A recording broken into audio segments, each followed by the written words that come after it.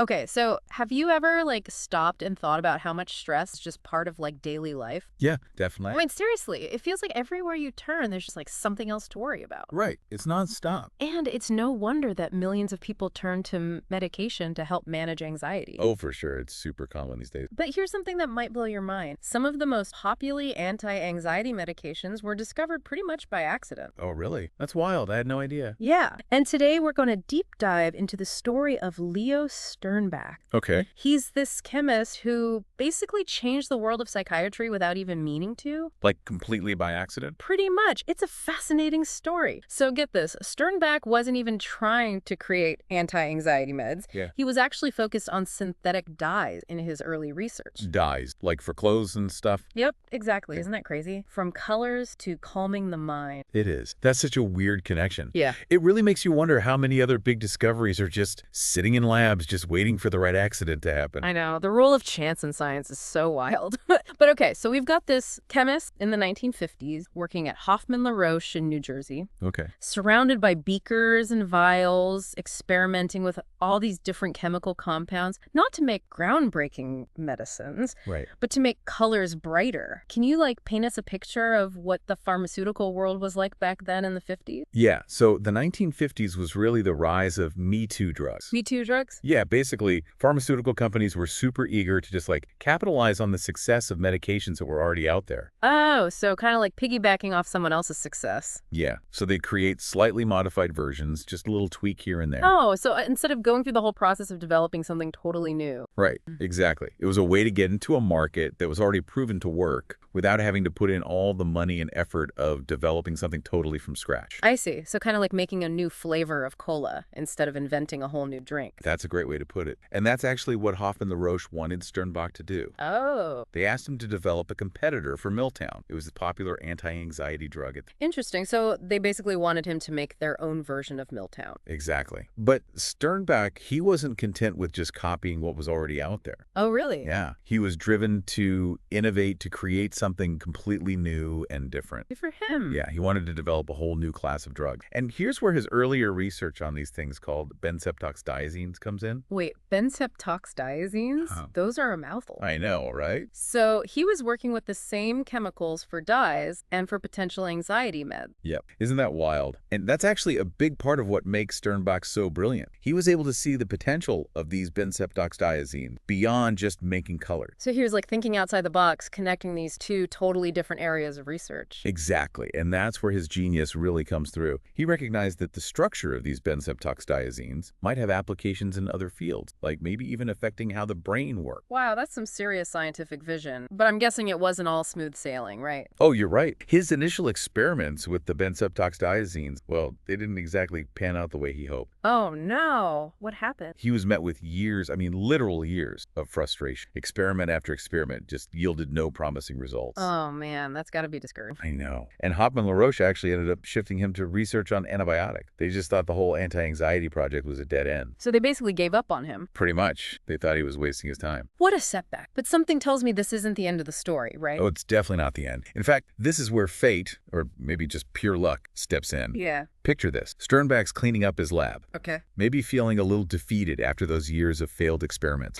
He comes across this vial, almost throws it away, but then something makes him stop. Ooh, suspenseful. What was in the vial? Well, it was this compound labeled Rho 50690. Bro 50690. Yep. He'd synthesized it years earlier during his initial work with those benzeptoxdiazines. Okay. But for some reason, it had never been tested. It was just sitting there, forgotten on a shelf. Wow, so it's like this lost and found moment in the lab. Exactly. And almost as an afterthought, Sternbach decided to have it analyzed. So this vial that was almost trash ends up being a game changer. That's incredible. So they tested it on mice, and I'm dying to know what happened. All right, so they use this thing called a wire screen ramp test. A wire screen ramp test. What's Yeah. that? So they give the mice the compound, right? And then they put them at the bottom of a ramp made of wire screen. Okay. If the mice are able to climb up the ramp, it means the drug isn't really having much of an effect. Gotcha. But if they slide down the ramp, well, that means it's having some sort of muscle relaxant or sedative effect. So it's like a test to see how chilled out the mice are. Exactly. And with Rho 50690, let me tell you, those mice were slipping and sliding all over the place. No way. So it was definitely having some sort of effect. Oh yeah, it was a clear sign that Rho 50690 was doing something pretty potent, but it wasn't just any old sedative. Further analysis revealed that Rho 50690 was something entirely new. Really? It was a benzodiazepine, the first of its kind. A benzo what? Benzodiazepine. Okay, we'll have to unpack that a bit later. But wow, so from a dusty old vial to a revolutionary new drug. This is already an amazing story. Oh, it is. But I'm guessing there's more to come. Oh, there's so much more to this story. This is just the beginning of our deep dive into the world of benzodiazepine, the accidental invention that basically changed how we understand and treat anxiety. Then let's keep going. I can't wait to hear what happens next. So here we are, right? We've got this totally groundbreaking discovery, like a whole new class of drugs. It's huge. Yeah, with the potential to treat anxiety in a way that nobody's ever seen before. It's a big deal. But you got to remember, this is back in the 1950s. Yeah. Things were a little different back then. Oh yeah, things moved a lot differently, like way slower. For sure. I can't even imagine what the FDA approval process like back then. Was it even a thing? Oh yeah, they had clinical trials back then, but the standards were definitely not as strict. I bet. I mean, can you imagine? And get this, Sternbach, always the curious scientist, he took a pretty hands-on approach to testing his new creation. Oh no, don't tell me he was one of those self-experimenting scientists. Oh, he totally was. He actually tried Rho 50690 himself. He did? What happened? Well, in his own words, he said he felt extremely tired. Extremely tired. Yeah, like he could barely keep his eyes open. Wow, even after just a small dose. That's what he said. Well, I guess that's one way to confirm its sedative effects. Right, pretty effective. But yeah, eventually they moved on to more ethical clinical trials. Thank goodness. And those first trials, while they were super groundbreaking, they weren't exactly without hiccup. What happened? Well, they started out with pretty high doses, and let's just say the results were a little more sedation and a little less anxiety. Oh no, that doesn't sound good. Yeah, the participants were super drowsy, slurring their words. Some even had memory lapses. Yikes. It sounded like they needed to, maybe dial things back a bit. Yeah, just a tad. But they did eventually find that sweet spot, you know? Oh, good. Yeah, they figured out that lower doses of Rho 50690 were actually incredibly effective at reducing anxiety without all that excessive sleep. Oh, that's great. So did this mark the official birth of Librium? It did. That's exactly right. It became the first commercially available benzodiazepine, which is a pretty big deal. Librium. It's Yeah. such a fitting name, Yeah. for a drug that's meant to bring peace of mind. So Librium hits the market, and I'm guessing it's smash hit. You got it. It was a massive success. Librium quickly became a go-to treatment for anxiety. And, I mean, it offered relief to millions of people who really didn't have a lot of other options for them. Wow, that's incredible. But I'm sensing there's more to the story. Oh, there is. Yeah. Because Sternbach never wanted to rest on his laurels. He wasn't satisfied. Really? No. He thought he could do even better than Librium, make it even more effective. Wow. So he was like, good, but let's make it great. Exactly. And that drive and ambition led him to create something even more potent, diazepam, better known as Valium. Valium. That name is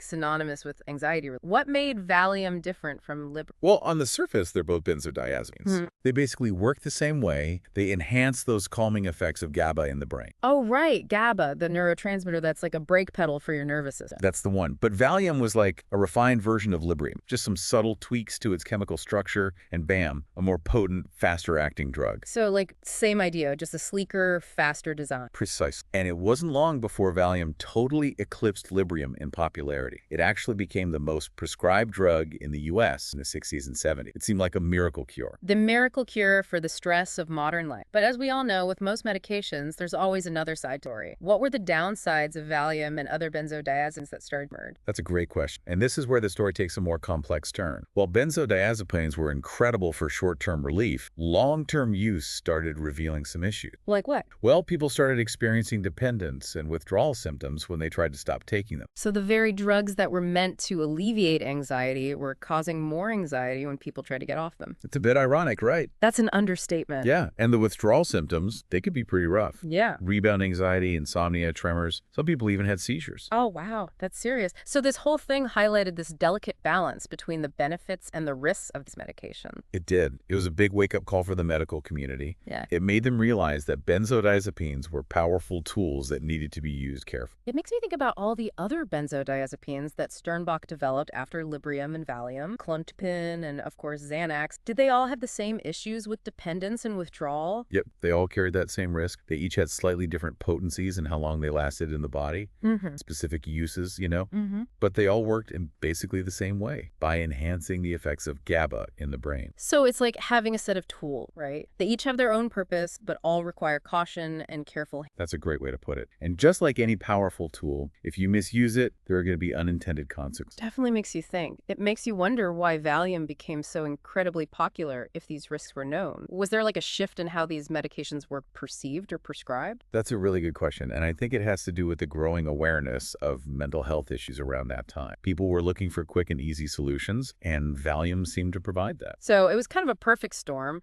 a new scientific discovery, a societal need, and maybe a little bit of overlooking the long-term consequences. That's exactly it. And it just goes to show that scientific discoveries, while they can be amazing breakthroughs, also need to be approached carefully with a willingness to adapt as we learn more. For sure. So let's talk about Xanax. What made it stand out from the other benzodiazepines, and how did it eventually become the most prescribed anxiety medication in the U.S.? So Xanax, also known as alprazolam, works the same way as Valium and the other benzodiazepines, enhancing that GABA activity in the brain. But one key difference is its shorter half-life. It gets cleared from the body way quicker. Wait, remind me what half-life means again? Oh, sure. So a drug's half-life is basically the amount of time it takes for half the dose to be eliminated from your body. Oh, okay. That makes sense. So Xanax has a pretty short half-life, around 11 hours, Okay. while Valiums can be anywhere from 20 to 100 hours. Oh, wow. That's a big difference. Huge. And it basically means Xanax's effects are felt much faster, but they also wear off fast. So it's like a quick hit of anxiety relief, whereas Valium is more of a slow and steady approach. Exactly. And that quick onset, that made Xanax super appealing for people dealing with sudden anxiety or panic attacks. Yeah. But the flip side was that people might need to take it more often because it doesn't last as long. And that could potentially increase the risk of dependence. So it's a trade-off, faster relief, but maybe a higher risk of getting hooked. It seems like a tough balancing act. For sure. And it really shows how important it is to have a personalized treatment. What works for one person might not work for another. And factors like your metabolism, how severe your anxiety is, and your lifestyle all play a role in finding the right medication and dosage. That makes a lot of sense. It makes me wonder, though, if benzodiazepines can be so addictive, why are they sometimes used to help people who are struggling with alcohol withdrawal? That's a great question. It might seem a little counterintuitive. Yeah. But the reason behind it is that alcohol withdrawal can be super dangerous, even life-threatening in some cases. So when someone who's heavily dependent on alcohol suddenly stops drinking, their body freaks out. They can experience all these intense symptoms like anxiety, tremors, insomnia, and even seizures. So the benzodiazepine is basically used to manage those withdrawals, almost like using one addictive substance to wean someone off another. Kind of, but not exact. The important thing is that benzodiazepines are only used in a super controlled and monitored environment during alcohol withdrawal. And the goal is to gradually taper the person off the medication as their body stabilizes and the withdrawal symptoms start to fade away. Oh, so it's a temporary bridge to get them through the worst of it. Exactly. It's a short-term intervention to make the withdrawal process safer and easier to manage. It's not about replacing one addiction with another. It's about using medication strategically to help someone through a rough time. That makes a lot more sense. It's really fascinating how these medications can be both beneficial and risk at the same time. Right. It speaks to the complexity of both addiction and the way drugs work in the body. It highlights how important evidence-based treatment is, where you really consider the individual's specific needs and situation. Absolutely. So we've explored the accidental discovery of Librium, the rise and fall of Valium, the nuances of Xanax, and even the use of benzodiazepine in alcohol withdrawal. That's a lot of ground we've covered today. I know. It's been quite a journey through this world of powerful medication. But there's one last thing about Sternbach's legacy that I think we talk about. Oh, what's that? Well, remember how we talked about those Me Too drugs earlier? Yeah. Well, Sternbach absolutely hated them. He was totally against the idea. He believed in true innovation. He wanted to create medications that were truly different and offered something unique. Wow. So even though he was working in a system that basically rewarded imitation, he stuck to his guns and pushed for real science progress. That's exactly right. He wanted to create something new, different, not just copy what was already out there. Yeah. And that commitment to innovation, it didn't stop with benzodiazepines. Yeah. He went on to develop a whole bunch of other medications too. Like what? Oh, he made drugs for muscle relaxation, anti-nausea med, even a treatment for ulcers. The guy was a pharmaceutical machine. Wow, he really left his mark on the world of medicine. It makes you wonder what drove him. Was it a desire to help people? Was it a love of science? Or maybe a bit of both? That's a question that a lot of people have asked, and there's no easy answer. But what's clear is that Sternbach was a brilliant and complex individual, and his legacy is just as complex. He gave us powerful tools to treat anxiety and insomnia, but those tools came with a price, and it's a reminder that scientific progress is rarely a straight line. Even the most well-intentioned high-attention discoveries can have both positive and negative impact. Well said. We've covered so much today, from that lucky discovery of Librium to the complicated legacy of benzodiazepines. It's been a fascinating deep dive into the world of chemistry, pharmacology, and the constantly changing landscape of mental. It really has. And I think it's a reminder that even the most groundbreaking discoveries, like the invention of benzodiazepines, come with both benefits and risks. The challenge is figuring out how to use the power of science for good while also being mindful of the potential downside. And on that note, I think it's time to wrap up the dive into the world of Leo Sternbach and his accidental invention that revolutionized the way we think about anxiety. I agree. It's been an amazing journey, and hopefully our listeners have a better understanding now of how complicated scientific discoveries can be, how medications work, and how important it is to make informed decisions about their own health and well-being. And now, before we go, I want to leave you with one final thought, Pon. So, knowing everything we know now about benzodiazepines, the good and the bad, it really makes you think, how do we balance the incredible good they've done for people with the potential for harm? Like, where's the line between providing relief and preventing people from becoming dependent? That is the big question, isn't it? And it's not a simple one to answer. I mean, there's no doubt that benzodiazepines have made a huge difference for so many people struggling with anxiety and insomnia. But then there's that whole issue of dependence and those tough withdrawal symptoms. It's a reminder that these meds are powerful, but they're definitely not a magic bullet. Yeah, it almost feels like a Faustian bargain sometimes, like you're trading one set of problems for another. Do you think Sternbach, the guy who basically brought these medications to the world, wrestled with these ethical questions? It's hard to know for sure, but there are some clues that suggest he was aware of the addictive potential of benzodiazepines, even in those early days. He actually mentioned being concerned about dependence, especially with long-term use, in his autobiography. So it's not like he was totally oblivious to the potential downs. Right, but at the same time, try to put yourself in his shoes. He discovers a whole new class of drugs, sees the relief it brings to people who are really suffering. That's got to be an incredible feeling. It must have been such a mix of emotion. I can only imagine. Excitement, hope, maybe even a little bit of apprehension. Exactly. And to be fair to Sternbach, the understanding of addiction and dependence back then wasn't what it is today. The long-term effects of benzodiazepines just weren't as well known or understood. It goes to show how science is always changing, always evolving. What we know about medicines can shift dramatically over time. It really makes you wonder if a discovery like this could even happen today, you know? With all the regulations and safety measures in place now, would a drug with the addictive potential of a benzodiazepine even get approved? It's an interesting question. Things have definitely changed a lot since the 1950s. The standards for safety and effectiveness are way higher now, and there's a lot more emphasis on looking at long-term effect and the potential for abuse. So you're saying a drug like Librium might not even make it through the approval process today? It's definitely possible. I mean, the risk-benefit analysis would be much tougher, that's for sure. Okay. The whole approval process would likely take way longer, be a lot more complicated. I can see that. But at the same time, we can't ignore the fact that benzodiazepines still have an important role to play in treating certain conditions, especially when used responsibly and under the care of a doctor. Absolutely. It all comes down to that balance, weighing the potential benefits against the potential risk. It's about finding that sweet spot where the relief outweighs the potential for harm. Makes sense. So it's not really a black and white issue. It's more about using these medications wisely and appropriately. Exactly. And it really highlights how important personalized medicine is, recognizing that what works for one person might not work for another, and that the decision to use benzodiazepine should always be made with a healthcare provider, taking into account the individual's specific situation and need. That's a great point. We've covered a ton of ground today, from the accidental discovery of Librium to the ups and downs of Valium, the whole Xanax phenomenon, and even the use of benzodiazepines treating alcohol withdrawal. I know, we really went deep on that. We did. It's been a fascinating journey exploring the world of chemistry, the way drugs work in the body, and how our understanding of mental health and its treatment is constantly evolving. It really shows how complex science can be, and how even the most groundbreaking discoveries often come with both positive and negative consequences. The key is to keep learning and keep striving to use our knowledge responsibly. Well said. And on that note, I think it's time to wrap up this deep dive into the world of Leo Sternbach and his accidental invention that completely changed the way we approach anxiety. Hopefully our listeners have learned a lot about the twists and turns of scientific discovery, the nuances of medication use, and the importance of being informed and making thoughtful decisions about their health and well-being. Thanks for joining us, everyone. It's been a pleasure sharing this deep dive with you. Absolutely. It's been a blast. And hey, remember, knowledge is power. Keep those brains active and keep asking those critical questions.